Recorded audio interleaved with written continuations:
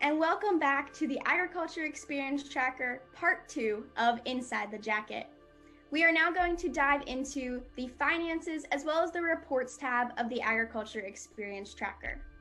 If you haven't already watched Part 1 of the video, be sure to do so as we already explained the profile as well as the journal tab.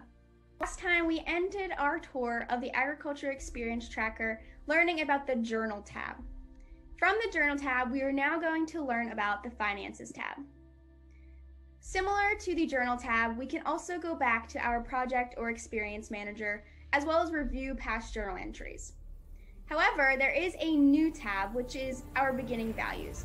This is really important that we fill out on or near our first day in agriculture education class so that we know sort of the equipment as well as the money or hours that we started our SAE project with, just so we have that for future reference.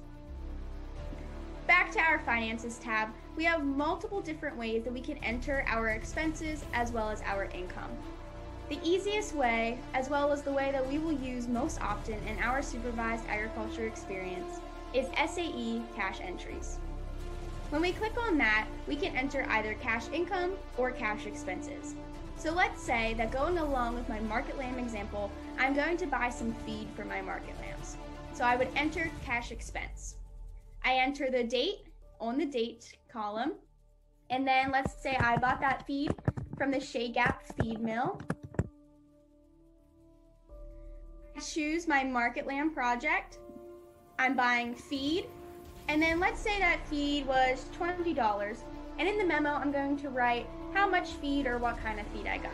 So I got 50 pounds of lamb grower. And then to end that journal entry, I just hit save and return, and it takes me back to all of my financial entries. We can navigate back to the Finances tab. If you are getting money or getting expenses from something that doesn't have to do with your SAE project, you can enter those in SAE non-cash entries. If you are working in a placement project, which basically means that you are employed by somebody else and are getting paid either in experience or in cash, we would enter our paychecks on the SAE paycheck tab. Now, if we have items that we are not using up in just a couple years, so for example, if we have any sort of equipment such as tractors or lawnmowers, or maybe even if, for example, in my market lamb example, I have fitting stands that I use for when I'm showing and shearing my sheep. I can enter all of those capital items into the icon with the tractor. And it basically gives descriptions as well as the depreciation of each of those capital items, which can be really useful when we're applying for FFA awards. We also have ways to keep track of loans, in addition to any money or experiences that we are having outside of our SAE project that we want to keep track of in the Agriculture Experience Tracker. Now, if you have either market animals or breeding stock, you would like to direct your attention to the bottom of the screen where it says Livestock Manager. So if you're raising a market animal, you will use the Market Manager, where basically we can enter information about that market animal from the time we get it until we sell it at our fair or sale or what have you.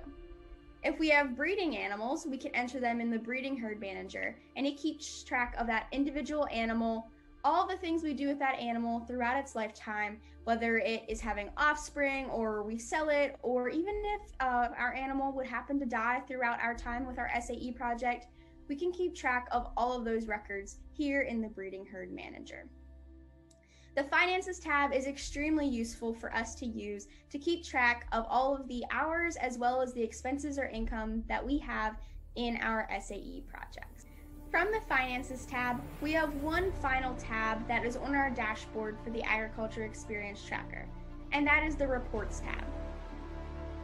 When we click on the Reports tab, we will see that it gives us a lot of options, such as printing out our entire record book, profit and loss statements, our capital items, but also some things that can be useful for our degrees or applications that we apply for. So the part that we're going to use most often in the Reports tab is right here on this right-hand column called Degree or Application Manager. When we click on Degree or Application Manager, you will see that there's a drop-down menu where we can apply for Agri-Science Fair Awards, our American, chapter, green hand, or state degrees, as well as proficiency applications or other agri-science research and proficiency applications. As an example, let's say that I am a member that is looking to apply for my green hand degree this year. I can click on the Pennsylvania FFA Green Hand degree, and it will walk me through some instructions on the first page that I need to follow. On the cover page, all of that information that I filled out in part 1 of our video in that profile tab automatically gets entered into this portion of the green hand degree application. So as long as our profile tab reads 100% on those 2 categories that we discussed in the part 1 video, it will all transfer to this application super easily. In supporting records, it gives some information about everything that is going to be included in my green hand degree application. Membership check basically makes sure that I am a member and that I am in FFA long enough that I am able to receive my green hand degree. Every application we apply for will provide us with a checklist. And so you want all of these conditions to say met or that we need to verify in records, and which basically means that we just need to do it outside of the AET, like on paper when we go to hand in our application.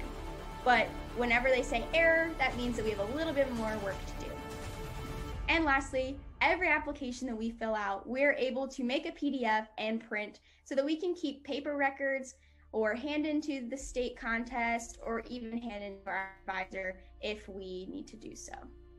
So that is a brief synopsis of everything that is on the Agriculture Experience Tracker, as well as the Reports tab. Thank you for tuning in for part 1 as well as part 2 of the Inside the Jacket series, where we are discussing the Agriculture Experience Tracker.